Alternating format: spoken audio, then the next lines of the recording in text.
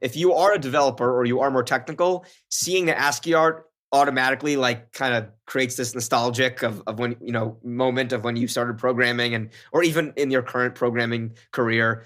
And I think that, everyone has their own identity in crypto. And obviously I think, an animal PFP might not fit a Shattery supercoder, whereas MEV Army, that the visual sort of does a little bit better, right? So, everything can't be an animal. There needs to be some other variety in there.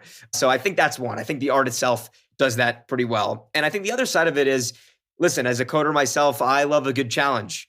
And there's this concept in programming called a CTF, or capture the flag, where you're basically given a puzzle and you're supposed to solve it for either a prize or just the pride of completing the puzzle.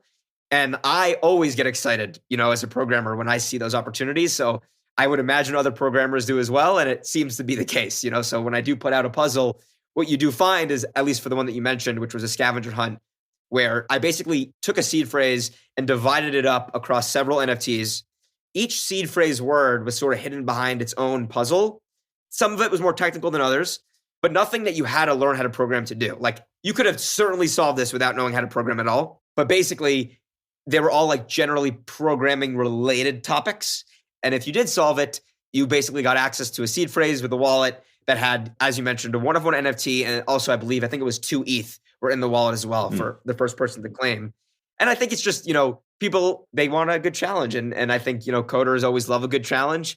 And that's why, people become programmers in the first place, is they like puzzles and they like to solve hard problems. So I think if you present that to the community, I think the right audience will come.